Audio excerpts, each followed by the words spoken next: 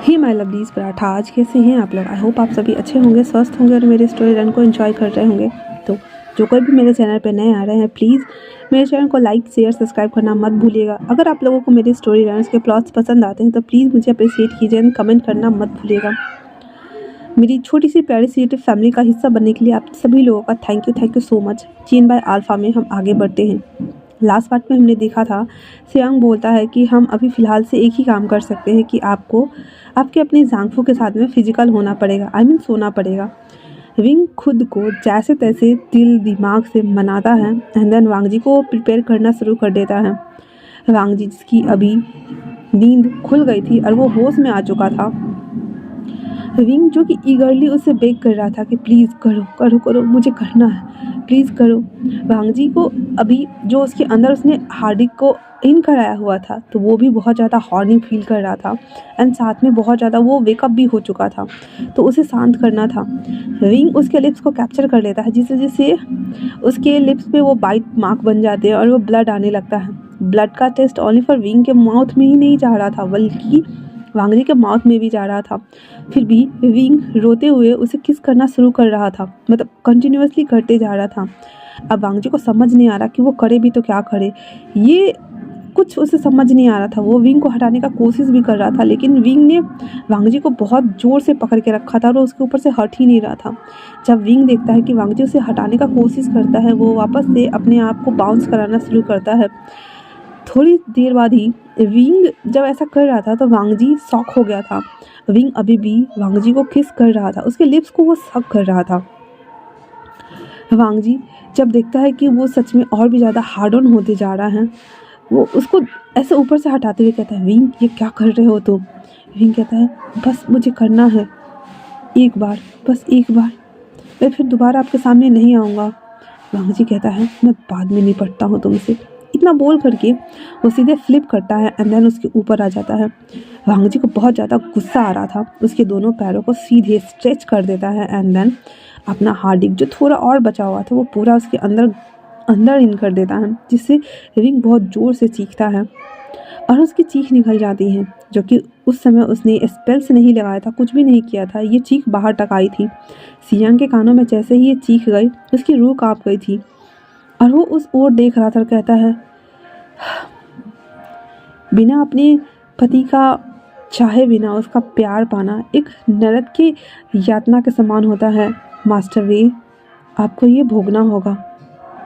इतना बोल करके वो अपनी आंखों को बंद कर लेता और वापस से मेडिटेशन में पोस्चर में बैठ जाता है। वहीं दूसरी तरफ वांगजी अब जो कि पूरा बहुत ज़्यादा खूंखार हो चुका था, वो उसके बॉडी के ऊपर अपने नाखून के निशान बनाया जा रहा था, उसको ग्रैब कर रहा था एंड देन बाइट करते जा रहा था, जिस वजह से विंग के मुंह से मॉर्निंग साउंड्स नहीं बल्कि चीखें निकल रही थी। वांगजी कहता है, अब तुम्हें मज़ा नहीं आ रहा है, हाँ अभी तुम खुद ईगर होकर मुझसे ये कह रहे थे ना, डिमांड कर रहे थे, तब लो ना। वांगजी उसे जेंटली फक नहीं कर रहा था, वो अपने हार्डी को पूरा निकाल रहा था एंड देन एक झटके में पूरा डाल रहा था अंदर, जिस वजह से वांगजी के हार्डी के ऊपर ब्लड तो लगा ही लगा था, जितने भी ब्लड के स्टेन थे वगैरह सब था ही। विंग के अंदर और भी ज़्यादा ब्लीडिंग होना शुरू हो गया था, वो पूरा बेड गीला हो चुका था इतने दूर में ब्लड की वजह से, और विंग को वो फील हो रहा था उसका जो पीछे का साइड था वो पूरा ब्लड से कवर हो चुका था। वांगजी उसके पैरों को पूरा स्ट्रेच करता है एंड देन वापस से उसके हाथ को पकड़ता है और ऊपर बांध देता है, उसके बालों को बहुत ब्रूटल तरीके से पकड़ के खींचता है और उसके जबड़ों को दबाते हुए कहता है, तुम्हें यही चाहिए ना, ठीक है फिर यही लो। इतना बोल करके वो उसे हार्ड एंड पुश करना शुरू करता है। ऐसे टाइट साउंड निकाला था क्योंकि उसके मुंह भी बांध के रखा हुआ था, वांगजी ने मतलब पकड़ के रखा हुआ था। उसके बाद वांगजी उसके जबड़ों को छोड़ता है एंड देन उसे फक करना स्टार्ट करता है।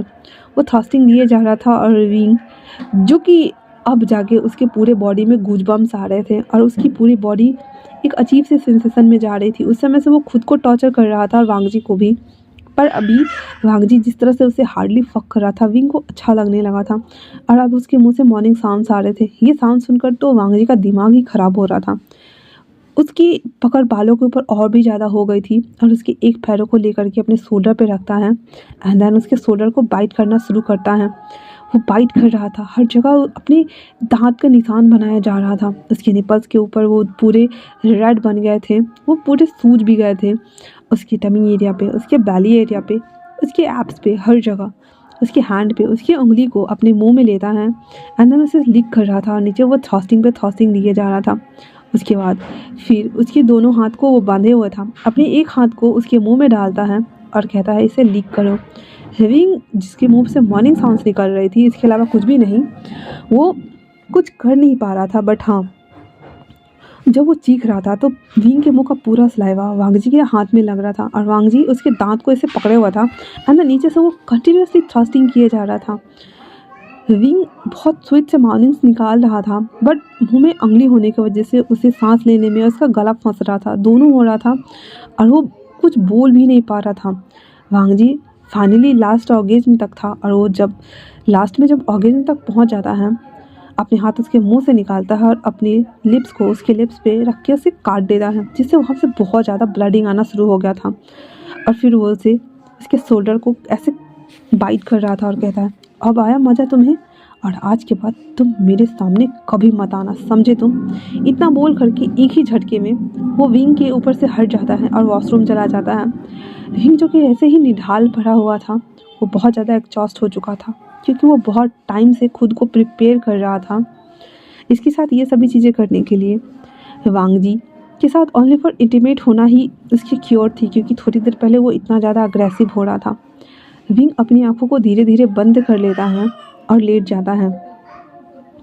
उसके बाद वांगजी जब वॉशरूम में जाता है, अपने आप को शीशा के सामने देखता है, उसके हड्डी के ऊपर बहुत ज़्यादा ब्लड लगा हुआ था और वो ब्लड के स्टेन नीचे फ्लोर से होते हुए वॉशरूम तक आए थे। और वो कहता है ये क्या बकवास है, हाँ तुम्हारी हिम्मत कैसे हुई मेरे साथ ये सब कुछ करने की, हाँ तुम्हें मेरा परमिशन लेना ज़रूरी नहीं समझा, तुम इतने ज़्यादा ईगर थे सिर्फ ये सब करने के लिए विंग, तो आज के बाद तुम मेरे करीब कभी नहीं आओगे। इतना बोल करके वो अपने आप को क्लीन करने के लिए बाथटब में उतर जाता है। जब वो अपने आप को क्लीन करके आता है तो देखता है कि विंग बेहोश हो चुका है। वो चुपचाप से एक कंबल लेता है और उसके ऊपर सीधे फेंक देता है ताकि उसका बॉडी कवर हो जाए। फिर अपने आप को प्रिपेयर करके वहाँ से चला जाता है बाहर। उसके पास वो अभी स्क्रॉल पट्टी नहीं थी, ओनली फॉर जो सोल था उसके अंदर थी और कुछ भी नहीं था। उसके जाते मात्र ही केसिया जैसे ही भाग के अंदर आती है, अंदर का मंजर देख करके वो दंग रह गई थी क्योंकि कपड़े बिखरे पड़े थे, विंग के हाथ दोनों बंधे हुए थे, उसके ऊपर पूरा कंबल था, ओनली फॉर हेड और हल्का हाथ बाहर ही दिख रहे थे। वो अपने मुंह पे हाथ लेते हुए कहती है ये सब क्या हो गया, ये इतना इतना डरावना क्यों लग रहा है। वो जैसे ही पीछे पलट के देखने वाली थी, मतलब जाती सियंग को बुलाने के लिए, सियंग आ रहा होता, वो भागते हुए उसके पास जाते हुए कहती है काला मोटा सांप कहीं का, ये सब तुम्हारी वजह से हुआ, देखो मास्टर भी बेहोश हो गए हैं। सियंग कहता है चिंता मत करो वरना सबको पता चल जाएगा, चुप रहो और अंदर चलो। इतना बोल करके वो अंदर आता है। आने के साथ जब वो देखता है तो उसे भी बहुत ज़्यादा हैरानी हो रही थी, तो वो केसिया से कहता है ये सारे कपड़े लो और ले जाके साफ़ कर दो, ठीक है ना। केसिया सारे कपड़े को समेटती है एंड देन वहाँ से लेके बाहर चली जाती है। उसके बाद सियंग वार्डरोब में से आकर के सबसे पहले तो विंग को इनर रोब कंबल के अंदर से ही पहनाता है, उसके हाथ को खोलता है, पहनाने के बाद उसे अच्छे से टक करता है, पजामा पहनाता है एंड देन फिर उसके ऊपर वो रख देता है और कहता है मास्टर वी आपको ये सब सहना होगा वरना हम वहाँ तक कभी नहीं पहुँच पाएंगे। इतना बोल करके उसे देखता है और ग्रीड करके वहाँ से निकल जाता है। अब पूरा दिन लान वांगजी वहाँ से घर से निकल चुका था और वो सब जो काम था क्लैन के काम वो करता है, लाइब्रेरी पर विलेन जाता है, बच्चों को जो कुछ भी सिखाना समझाना था वो सभी चीज़ें कर रहा था। दोपहर का टाइम हो गया था और वो सोचता है क्या वो उठ गया होगा, क्या मैं उसके साथ कहीं ज़्यादा हार्श तो नहीं था। और फिर वो कहता है नहीं, वो मेरे पास खुद आया था इसलिए मेरी गलती कहीं नहीं है। ये सभी थिंग्स उसके दिमाग में चल रहे थे और वो बच्चों को समझा रहा था। तभी लैन जिचन वहाँ आते हुए कहते हैं हाँ वांगजी क्या बात है, तुम परेशान दिख रहे हो। हाँ वांगजी कहता है कुछ भी नहीं गग्गा, ग्रीड करते हुए सब सही है, मैं बस बच्चे के सिलेबस के बारे में सोच रहा था और कुछ भी नहीं। लैन जिचन कहते हैं इतना मत सोचो, जब जो होना होगा हो जाएगा, तुम्हें अभी जाना चाहिए जिंगसी वापस, वो तुम्हारा राह देख रहा होगा, तुम जब से आए हो तब से यहीं है, कम से कम दोपहर का खाना तो साथ खाओ जाओ। वांगजी कहता है जी गग्गा। इतना बोल करके वांगजी वहाँ से आता है घर। जब घर आता है तो देखता है कि विंग अभी भी सोया हुआ है और वो उसकी नींद खुली नहीं है।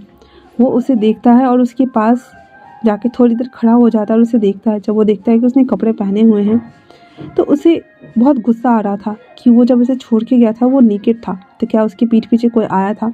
फिर उसे वो सियंग याद आता और कहता है अच्छा तो वो मैं भी क्या सोच रहा था, तुम कुछ भी कर सकते हो। इतना बोल करके वो वापस उल्टे पैर आ रहा होता है तो देखता है कि केसिया खाना लेके आ रही थी। तो वो उसे ग्रीट करते हुए कहता है ये खाना मैं मास्टर वे के लिए लेके आया थी, आप खाएंगे। हांगोजन कहता है मुझे भूख नहीं है, मैं यहाँ से जा रहा हूँ। इतना बोल करके वो चमकते हुए वहाँ से चला जाता है। केसिया कहती इन्हें क्या हुआ, हाँ ये इतना गुस्सा होकर क्यों गए, कुछ भी। फिर वो अंदर खाना लेके आती है। विंग को ऐसे उठा रही थी तो विंग जो कि बहुत ज़्यादा नशे की हालत में बेहोश हुआ था, वो इतना अच्छा नशा जो किया था वो उठ ही नहीं रहा था। उसे डर लग रहा था तो वो उसके हाथ को चेक करती और कहती नहीं नहीं ये तो सो रहे हैं, क्या करूँ मुझे समझ नहीं आ रहा है। फिर भी वो खाना वहाँ रख देती है, ढक के चली जाती है। कीसिया के कुछ देर जाने के बाद ही विंग को नींद खुलती है तो वो देखता है कि वो बेड पे लेटा हुआ है, उसने कपड़े पहन रखे हैं और वो अपने आप को अभी भी स्टेबल नहीं कर पा रहा था। उसे बहुत ज़्यादा ब्लड लॉस हो रहा था। वो धीरे से आवाज़ लगाते हुए कहता है केसिया केसिया केसिया, बट कोई फ़ायदा नहीं था। सियंग के कानों तक ये आवाज़ चली गई थी और वो भागता हुआ आता और कहता है मास्टर वी क्या हुआ है आपको। विंग कहता है मुझे नहीं पता, हीलर को बुलाओ, हीलर को बुलाओ। इतना बोल करके विंग वापस से आंखें बंद कर लेता है क्योंकि उसे बहुत ज़्यादा वीकनेस हो रही थी, उसे बोला नहीं जा रहा था, उसकी आंखें नहीं खुल रही थी। वो कीसिया को बोलता है और कीसिया हीलर को बुलाने चली जाती है। जब हीलर आकर के विंग की हालत देखता है तो कहता है हे भगवान किसने किया ये सब, हाँ इतनी बेरहमी के साथ में। फिर वो जल्दी जल्दी से हर चीज़ को क्लीन करती क्योंकि वो हीलर थी। उसके बाद उसे दवाई देती है वहाँ लगाने के लिए एंड देन कुछ और भी दवाई देती है जिससे वो इस एटीपीसी के दौरान उसे ज़्यादा प्रॉब्लम ना हो। वो सभी चीज़ें करने के बाद जब वो जा रही होती है हांगनजुन और लैन सिचन, क्योंकि उन लोगों को भी खबर मिल गया था कि हीलर आए हैं जिंगसी में, वो दोनों जब आ रहे होते साथ में जियांगचंग भी, तो हीलर जा रही होती है। हीलर उन लोगों को ग्रीट करते हुए कहती है अभी वो सही हैं और रेस्ट कर रहे हैं। वांगजी कुछ भी नहीं पूछता और सीधे अंदर चला जाता है। जियांगचंग कहता है क्या हुआ है मेरे भाई को। हीलर पहले तो सकचा रहा था, फिर सिचन को देख कर फिर वो दोबारा बोलता है उन्हें बहुत ज़्यादा ब्लड लॉस हुआ है, ऐसा लग रहा था कि जैसे उनका फर्स्ट टाइम था और उन्होंने ध्यान नहीं रखा, बहुत ही ज़्यादा ब्लड लॉस हुआ है और इसी वजह से वो थोड़े कमज़ोर हो गए हैं और कुछ भी नहीं। जियांगचंग की आंखें बड़ी हो गई थी और ये कहता है क्या सच में इतना ज़्यादा ब्लड लॉस हुआ, और सिचन को देख रहा था। उसके बाद सिचन उस हीलर को ग्रीट करते हैं, देन वो हीलर वहाँ से चली जाती है। सिचन जियांगचंग के कंधे पे हाथ रखते हुए कहता है तुम कुछ भी ऐसा नहीं पूछोगे आचेंग, ये उन दोनों के बीच का मामला है, उन्हें ही समझाने दो ठीक है ना। जियांगचंग कहता है पर ऐसा कैसे हो सकता है, विंग ऐसे लापरवाही के साथ कैसे कर सकता है, उसे पता नहीं है कि कैसे करना चाहिए। सिचन कहते हैं अपने मन में मुझे अपने भाई के ऊपर भरोसा नहीं है क्योंकि वो तो वैसे भी नहीं चाहता, पता नहीं क्या ही हुआ होगा। इतना बोल करके वो दोनों अंदर आते हैं। आने के साथ दोनों ग्रीट करते हैं और विंग भी ऐसे सर झुका के करता है। उसके बाद सिचन पूछते हैं मास्टर वी क्या आप ठीक हैं। विंग हाँ में सर हिला देता है। उसके बाद वांगजी वहाँ से उठ जाता है क्योंकि जियांगचंग भी आया हुआ था। जियांगचंग वहाँ बैठते हुए कहता है विंग क्या तुम ठीक हो, क्या हम कुछ और करें तुम्हारे लिए। विंग कहता है नहीं आचेंग मैं बिल्कुल ठीक हूँ और कुछ और करने की कोई ज़रूरत नहीं है, समझे तुम, सभी चीज़ें नॉर्मल है, अच्छी है और मैं बहुत ज़्यादा खुश हूँ। और वो स्माइल करके बोल रहा होता है। जियांगचंग को थोड़ी राहत मिल रही थी पर उसे दुख भी हो रहा था कि उसका भाई इतना ज़्यादा पेल लग रहा है। वो कहता है अपना ध्यान क्यों नहीं रखते तुम हाँ। वांगजी और सिचन बाहर आ गया हुआ था, बरामदे में थे वो दूसरे वाले में, और आते हुए कहता है सिचन वांगजी से वांगजी क्या तुम्हें नहीं लगता कि तुम कुछ ज़्यादा ही कर रहे हो। हाँ वैसे तुम दोनों के बीच में बोलने का मुझे कोई हक नहीं है, पर मत भूलो कि वो तुम्हारा मेगा है और अब तुम उसकी रिस्पॉन्सिबिलिटी नहीं लोगे तो कौन लेगा। हाँ खुद को थोड़ा सा वेल प्रिपेयर्ड करो और खुद को थोड़ा जेंटल रखो। वांगजी चुपचाप अपने भाई की बात सुन रहा था और कुछ भी नहीं कह रहा था। क्या वो बताए कि विंग ने ये सब कुछ किया, बिल्कुल भी नहीं। वो कुछ भी नहीं बोलता तो सिचन कहते हैं मैं जानता हूँ तुम कुछ भी गलत नहीं करोगे। वांगजी कहता है जी गग्गा। इतना बोल करके जियांगचंग और सिचन वहाँ से चले जाते हैं। वांगजी भी जब अंदर आता है तो देखता है कि उसने कुछ भी नहीं खाया है। उसके पास आते हुए बस ओलिवर इतना कहता है, तुम्हारे लिए खाना बोल दिया है, जब आ जाएंगे तो खा लेना, मैं जा रहा हूँ। विंग बस उसको जाते हुए देखता है, क्योंकि इतना बोलने के साथ ही वांग जी वहाँ से निकल गया था। और वो जब चला जाता है तो विंग की आंखों में आंसू आ गए थे, मोटे मोटे आंसू नीचे गिर रहे थे। और वो कहता है, क्या वो मुझसे नफरत करने लगे हैं? क्या सच में वो मुझसे बहुत ज़्यादा नफरत करते हैं? और जब वो आंसू पोंछता है तो उसे स्क्रॉल पट्टी के ऊपर नजर जाती है। उसे अपने हाथ में लेते हुए कहता है, इसी की वजह से तो सब स्टार्ट हुआ है, मैं इसे ही ख़त्म कर दूंगा या फिर उनके पास कभी नहीं जाने दूंगा। इतना बोल करके वो स्क्रॉल पट्टी को अपने पास रख लेता है। एंड देन वो जो खाना लेके आया हुए था उसे वो उठा के खाना शुरू कर देता है। वो रो रहा था और खा रहा था। वांग जी दूर से खड़ा होकर के ये सभी चीज़ों को देख रहा था, मतलब उसने स्क्रॉल पट्टी वगैरह रखते हुए नहीं देखा। जब वो वापस से उस कमरे से बाहर निकलने के लिए जा रहा होता है तब वो देखता है कि विंग किस तरह से कटोरी उठा के खाना शुरू किया है। उसे थोड़ा देर देखता है एंड देन वापस से बैग से होकर वहाँ से निकल जाता है। विंग ओनली फॉर वांग जी को जाते हुए देख रहा था। तो आज के लिए इतना ही। कैसा लगा आप लोगों को ये पार्ट मुझे कमेंट्स करके ज़रूर बताइएगा। तब तक के लिए थैंक्स फॉर वॉचिंग।